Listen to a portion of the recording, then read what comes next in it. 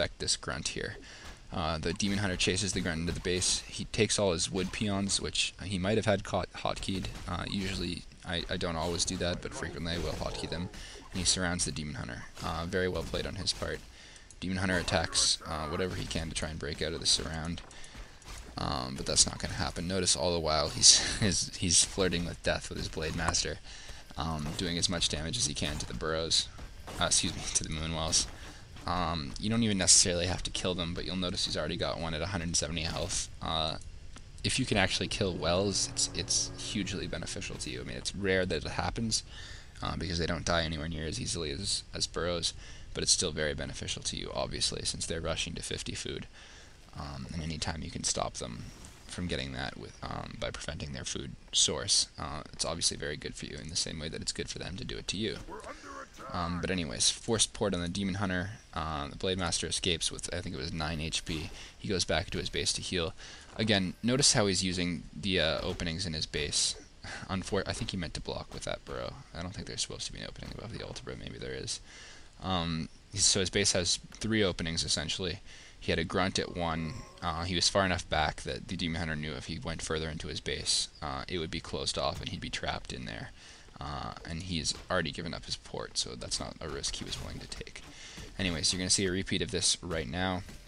He goes in to harass that burrow with the Demon Hunter. The Demon Hunter gets surrounded by peons, and the Blade Master starts attacking.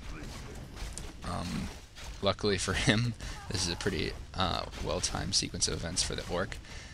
He repairs the burrow, barely manages to keep the burrow alive, gets the level 1 Demon Hunter kill, and now he forces the elf to run from his base. So he's fairly easily thwarted this tier 2 push, if you can call it that. That's what that was, basically.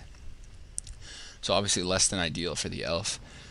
He would have rather have cancelled, certainly cancelled one of the tier 2 buildings. If he'd gotten a burrow, that's a huge bonus on his part. He goes back. The reason he's going back is he can't really creep at the moment, and he knows that to heal the orc needs to use healing salves. So any damage you can do, any salves you can cancel on the elf's part, obviously very good for you.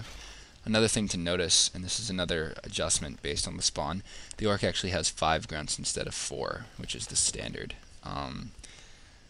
All I can say about that is it was close spawn, and the 5th grunt just helps him in the push and keeps him stronger. He knows there's going to be a lot more conflict involved, more constant fighting because of the spawn. The next thing you're going to see that he decides to do once the Torn Chieftain comes out, and he's only now getting his Spirit Lodge up, by the way, due to the harass, he chooses to attack. There are several reasons I think this is a very smart move on the Orc's part. One of them is he doesn't want the elf coming in to harass him again and cancel his lodge. That just seems intuitive, obviously. If you're hitting his base, he can't hit yours.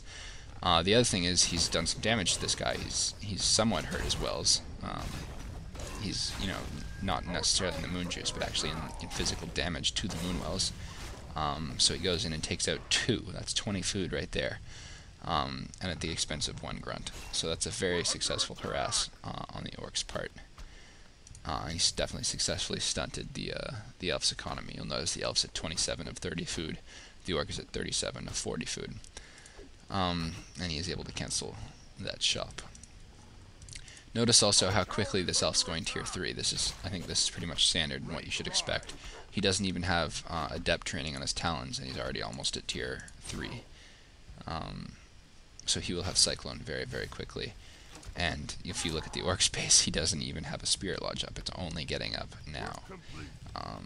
So it gives you an example of the timing. There's a very, very small window where the elf does not have Cyclone and the Orc does, and the Orc has Spirit Link and Ensnare. Very small window, but it's a window that the Orc has to learn to take advantage of. I'm going to talk about that more in other games, but be aware of that window and making the most out of the time that you have before he has Cyclone, which is what the Orc just did in attacking. Obviously, I probably don't need to tell you guys this, but you do not win versus dots with a level 1 TC. You need the high level wave. I mean, there are definitely some pro games where you'll see level 2 TCs pushing the elf.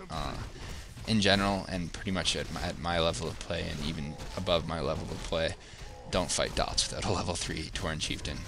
Power creep the Tauren Chieftain, you need level 3. Generally, I would say the Blade Master shouldn't be soaking up experience. The reason he is a smart choice on the Orc's part. He wants the level 3 Blade Master so that he can go off and harass more effectively the elf.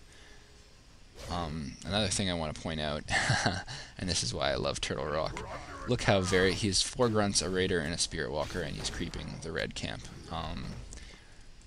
If anyone watched Lin vs Moon in God, was it NSL? I've forgotten the term. I mean, he beat him in 2 BO3s in 2 games on Turtle Rock, and Lin's creeping was just incredibly aggressive. And I really advocate this kind of creeping versus dots.